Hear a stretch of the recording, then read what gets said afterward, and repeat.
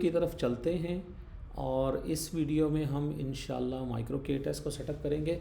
तो मैं अब आपको अपना जो मेरा ब्लॉग है जहाँ पे ये सारी इन्फॉर्मेशन मौजूद है वहाँ लेके जाता हूँ। opensourceeducation.net मेरा ब्लॉग है और ये नया ही आर्टिकल मैंने आज इसके ऊपर लिखा है Kubeflow और MLflow का।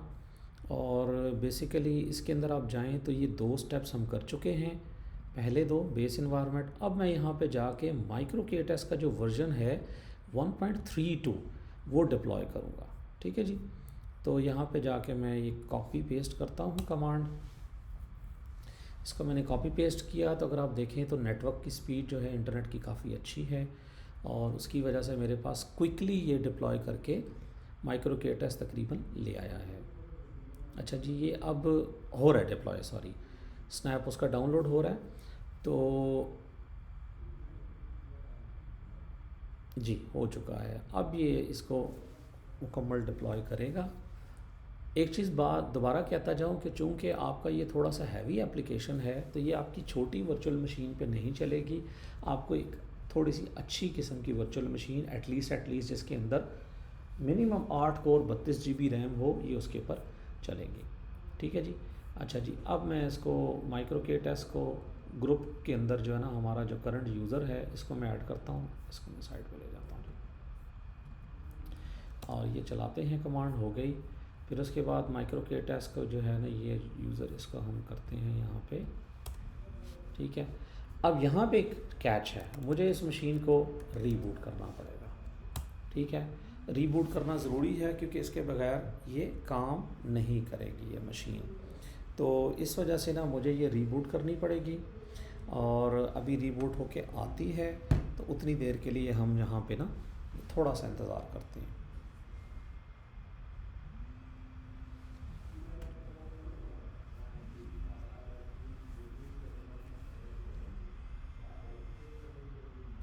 ये हमारी मशीन का IP है। It will take 1 more minute क्योंकि ये फ़िज़िकल हार्डवेयर मशीन है। तो ये बूट होके अभी आ जाएगी।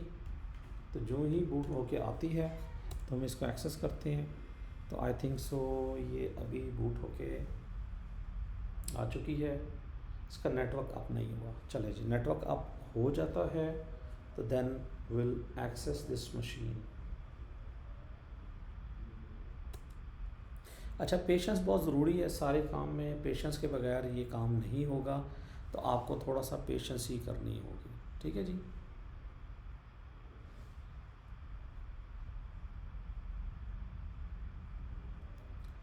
चलें जी, ये मशीन हमारी आ चुकी है वापस।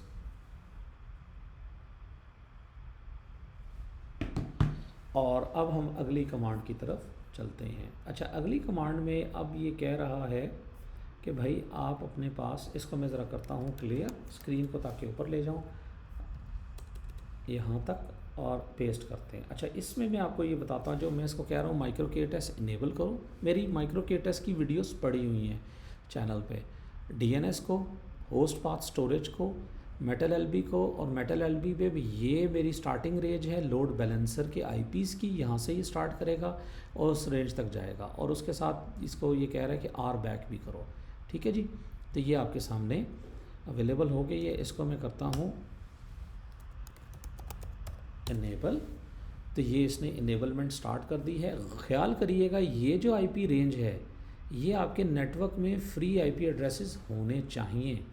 ये हवाई नहीं है कहीं से, ये एग्जैक्टली मेरे नेटवर्क में मौजूद हैं। 192, 168, 100, 240 से लेकर 192, 168, 100.254 ये मैंने खुद रेंज दी है, लेकिन मुझे पता है कि मेरे नेटवर्क पे ये अवेलेबल है।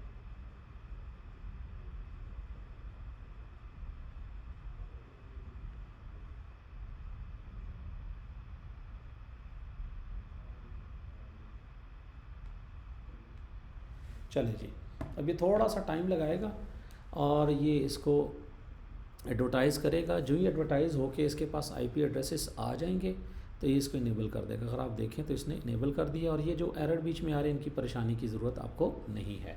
अच्छा जी, अब हम यहाँ पे इसको माइक्रो KTest स्टेटस करेंगे तो हमारे सामने क्लियर द स्क्रीन करके देखते हैं स्टेटस में क्या आ रहा है। तो ये हमें दिखा रहा है कि भाई आपके पास ये इनेबल हैं प्लगइन्स, और ये बाकी प्लगइन्स जो है ना आप इनेबल कर सकते हैं, इनकी बाद में बात करेंगे। अच्छा जी, अब मुझे यहाँ पे माइक्रो केटस इनेबल करके जीपीयू को इनेबल करना पड़ेगा। अब जीपीयू या एनवीडिया, यहाँ पे लिखा आ रहा है एनवीडिया और जीपीयू, ये दोनों एक ही चीज़ हैं। मैं इसको जीपीयू लिखूँगा तो ये एनवीडिया को इनेबल करेगा, और this will take couple of minutes. अगर आप देखें तो ये यहाँ पे बता रहा है कि भाई मेरे पास जीपीयू कौन सा लगा हुआ है, और उसके लिए उसके जो जो टूल्स रिक्वायर्ड हैं वो डिप्लॉय करेगा। माइक्रो के एटस डॉट क्यूबसीटीएल गेट पीओ माइनस ए। अगर आप देखें तो यहाँ पे इसने ये स्टार्ट कर दी है।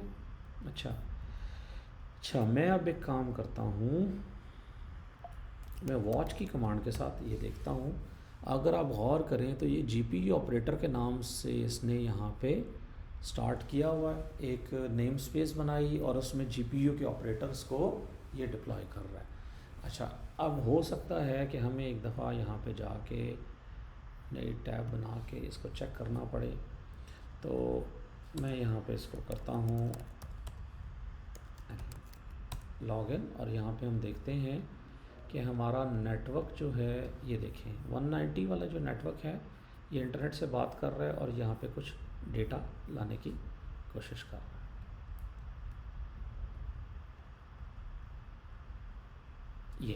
ये अगर आप देखें तो थोड़ा सा टाइम लगेगा, अगर आप गौर करें। यस, हमारा जीपीयू के ऑपरेटर के अंदर आप देखें तो ये 4 पहले थे, फिर एनवीडिया के ये 7 पॉड्स बनना शुरू हो गए, और जीपीयू फीचर डिस्कवरी एक पॉड बनता है जो कि फ़ीचर्स को डिस्कवर करता है, और फिर उसके साथ ही जो है ना आपका जीपीयू एप्लीकेशंस के लिए क्यूबरनेटिस के ऊपर इनेबल हो जाता है। अच्छा, ये इंटरेस्टिंग किस्म का है। ये वीडियो आप इस मकसद के लिए भी इस्तेमाल कर सकते हैं कि आपने अपने इन्वायरमेंट के ऊपर जीपीयू कैसे इनेबल करना है माइक्रो केटस के जो आपका क्यूबरनेटिस का क्लस्टर है उसके ऊपर।